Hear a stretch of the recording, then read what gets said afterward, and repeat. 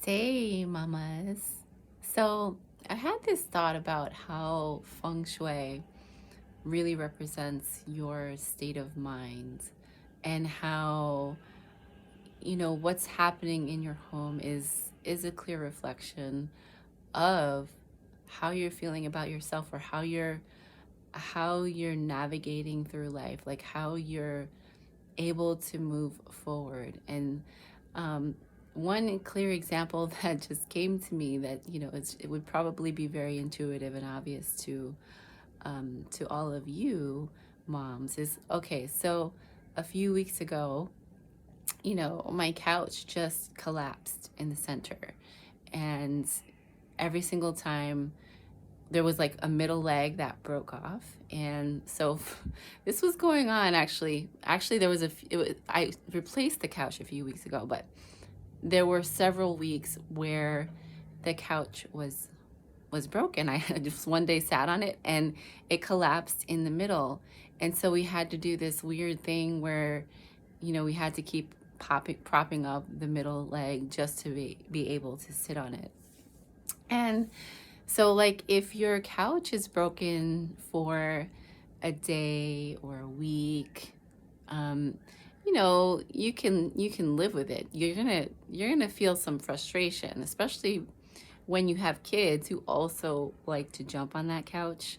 Um, it starts out as this like annoying thing.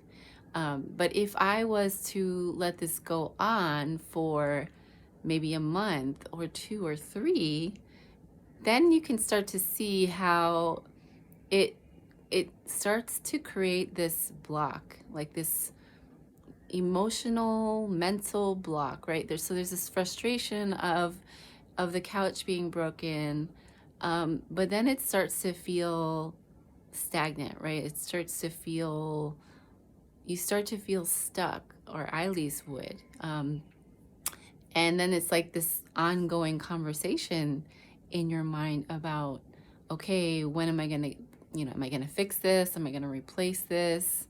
When am I going to do this? And when you actually choose to not take action, it actually can start to make you feel bad about yourself in a certain way. It's like this conversation of like, oh, like I don't want to do it. I have so many things to do. And and then when more things in your home start to break, this all starts to compound on you, and it becomes this really pressured and overwhelming feeling because now so many things are breaking down, and there's too many broken things to even pick one to focus on, right? So this is an example of how we need to keep up with the objects, the life of the objects in our home, because they all have a certain kind of energy that they hold. Um, and especially when they're in need of repair, leaving things broken really starts to like break your mind down in a way, because your attention is divided. It divides your attention, and it makes it really difficult to feel good in your home and feel good about yourself in your home.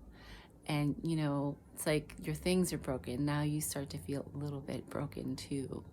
um so as opposed to so I mean, it's another example of like how when we let things go, for a short amount of time, the effect is not as powerful. But when we let things go on for months or years, then it really starts to affect your chi.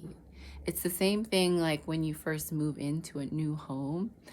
I've learned that it takes about 3 years really for the energy of the home to really start to impact your physical, emotional well-being.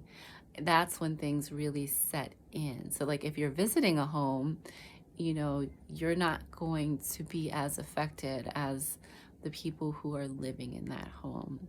So that's just something to consider, and it's a very clear way of understanding how your objects influence you.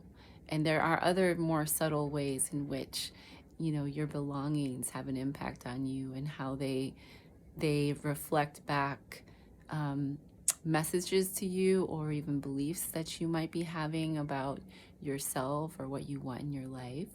So, today I want to just encourage you um, to to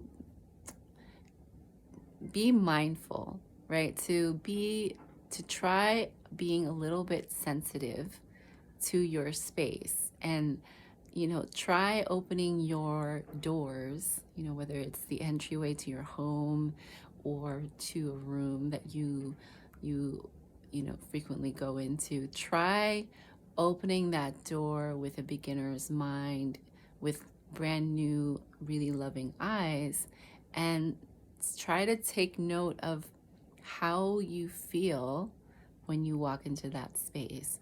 Or where does your eye go first? What's the first thing that you see? What's the very first message that you get when you enter your home, or when you enter your bedroom, or your office, or your children's room, or your kitchen? How do you feel when you go into each of these spaces? And you can even notice how each space makes you feel differently or similarly. So this is a way of really, training yourself to be more in connection with um, your how you are in your environment. It's just like when we sit down to meditate, and you notice the thoughts coming your way, and you start to notice what are the frequent thoughts that you're having, right? Like, so this is another way of connecting to you in your space. So, yeah, go ahead and give that a try. And maybe if you already know of something that is broken, that is kind of like has been bothering you, and if you're overwhelmed, just pick one thing. You don't have to ruminate over all the things. Pick the first thing that seems the most pressing or the most important to you, and then go ahead and take care of it, because I promise you that when it's done, it's no longer taking up capacity in your mind and in your life.